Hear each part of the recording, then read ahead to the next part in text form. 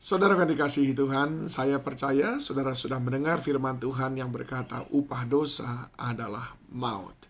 Roma 6 ayat 23. Pertanyaan saya, seserius apa kita menghindari dosa? Maka itu menunjukkan demikian seriusnya kita menjauhkan kehidupan kita dari maut. Bagaimana kita supaya terus terhindar dari keberdosaan di dalam hidup kita? Saya ingin mengajak saudara belajar dari Yusuf ketika di rumah Potifar. Dia berhasil selalu membuat pekerjaan tuannya lebih mudah, bahkan dikatakan rumah tuannya diberkati. Maka apa yang terjadi, saudaraku? Yusuf diberikan kuasa sedemikian banyak. Tapi tidak hanya itu, istri Potifar pun tertarik kepadanya. Ayat yang ketujuh. Selang beberapa waktu istri tuannya memandang Yusuf dengan berahi. Lalu katanya, marilah tidur dengan aku.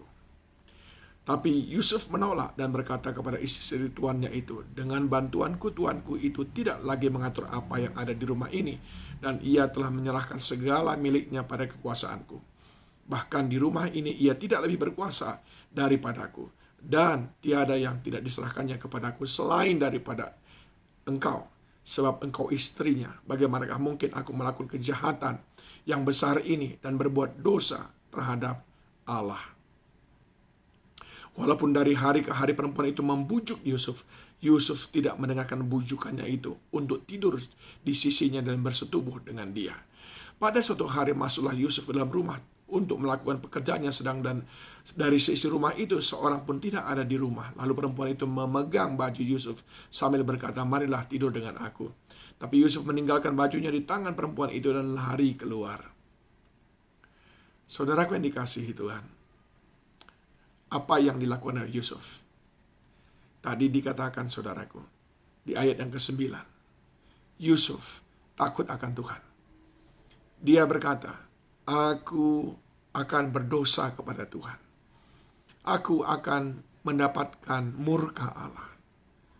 Jangan sekali-sekali aku berbuat dosa. Ya, dosa adalah tindakan-tindakan yang melanggar apa yang Tuhan kehendaki. Saat kita melanggar apa yang Tuhan katakan, maka itu sudah cukup menunjukkan bahwa kita tidak takut akan Tuhan. Ingat, pertama, hanya orang yang takut akan Tuhan yang akan berusaha untuk terus-menerus mematikan kuasa dosa dalam dirinya. Yang kedua, saudaraku, apa yang Yusuf lakukan? Yang Yusuf lakukan adalah dia memiliki keteguhan iman. Dia memiliki keteguhan iman, dikatakan tadi sekalipun sudah berulang kali istri daripada Potifar membujuknya, dia tetap berkata tidak. Imannya berkata, ini adalah pekerjaan si jahat. Saudara ingat di dalam 1 Petrus 5 ayat yang ke-8. Sadarlah dan berjaga-jagalah. Lawanmu si iblis berjalan keliling seperti singa mengaum-aum mencari orang yang dapat ditelannya. Ayat 9 bagian A berkata, lawanlah dia dengan iman yang teguh. Saya kira Yusuf sudah menunjukkan setiap hari digoda, setiap hari dia dibujuk, tapi Yusuf tetap tidak mau. Dan yang ketiga, yang Yusuf lakukan adalah lari dari godaan itu. Dia tidak menyayangkan bajunya. Dia lepaskan bajunya dan lari daripada dosa itu. Saudaraku yang dikasihi Tuhan, di tangan saudara ada sumber dosa, yaitu handphone, yang membuat kita sering sekali jatuh ke dalam dosa. Jadi sekarang, orang bukan lari dari dosa, orang bahkan tidur dengan dosa. Orang bahkan dekat-dekat dengan sumber dosa. Saudara lihat bagaimana Yusuf terhindar dari keberdosaan hidup. Yang pertama adalah takut Tuhan. Yang kedua adalah kuat dalam iman. Dan yang ketiga adalah lari dari segala godaan untuk berdosa.